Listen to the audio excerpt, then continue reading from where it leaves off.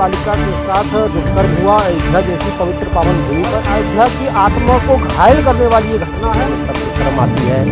विद्या लाकर ये अपने बयान दे रही है, कहती खुलकर कहती कि 3 व्यक्ति थे, अभी डॉक्टरी जांच में भी एक।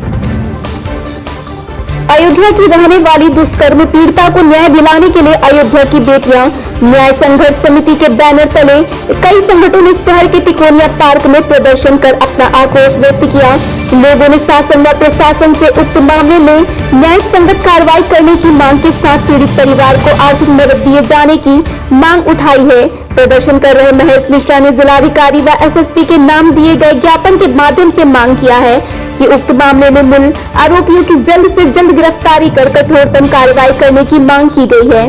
तो वहीं मनीष पांडे ने कहा कि अयोध्या जैसी धर्म नगरी में जो अधर्म हुआ है उसकी जितनी निंदा की जाए कम है। पीड़ित बालिका को न्याय दिलाने के लिए हर स्तर पर संघर्ष करेंगे। उन्होंने कहा कि उक्त मामले में मूल आरोपियों के खिलाफ सख्त कार्रवाई कर कठोर दंड मिले। देखिए, मामला जो है वो ये है कि एक 7 वर्षीय बालिका के साथ दुष्कर्म हुआ अयोध्या जैसी पवित्र पावन भूमि पर, और अयोध्या की आत्मा को घायल करने वाली ये घटना है। और पूरा समाज, चाहे वो किसी भी वर्ग का हो, बुरी तरह आहत है।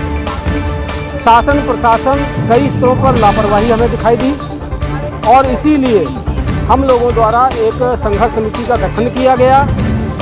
एक अयोध्या की बिटिया को न्याय दिलाने के उद्देश्य से अयोध्या की बिटिया न्याय संघर्ष समिति के नाम से ये धरना प्रदर्शन चल रहा है। और प्रशासन से और शासन से हमारी यही मांग है कि जांच निष्पक्ष हो, मूल अपराधी जो है उनकी गिरफ्तारी हो, और अगर यहाँ का प्रशासन या पुलिस व्यवस्था इसको अगर वो करने में सक्षम नहीं है तो पूरी तरह मामला सीबीआई को जाए।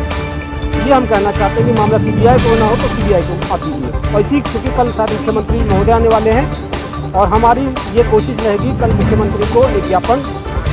तो ये जानकारी मेरा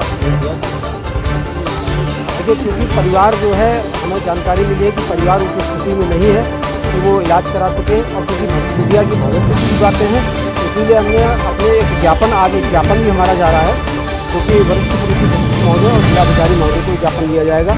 और उस ज्ञापन के माध्यम से हमने मांग उठाई कि बिटिया जब तक स्वावलंबी ना हो जाए, जब तक सक्षम ना हो जाए, इसका खर्चा शासन प्रशासन अथवा शासन उठाए। ठीक है। और भी कई मांगे, 6 सूत्रीय मांगे हैं इसमें।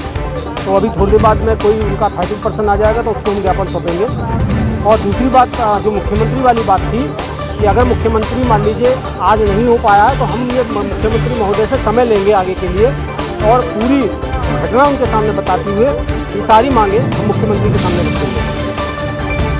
5 वर्ष की मासूम बिटिया के साथ किस तरीके से जघन्य अपराध किया गया है। जघन्य अपराध कहने में भी, रेप कहने में सबसे शर्म आती है।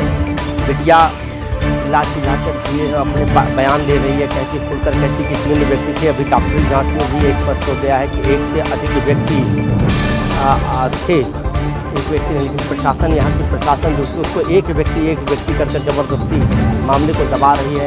आखिर प्रशासन की क्या मजबूरी है जो दोषियों को न्याय नहीं दे रही है, और वो कौन है जिसको बचा रही है, आखिर वो कितना बाहुबली है जिसको बचा रही है।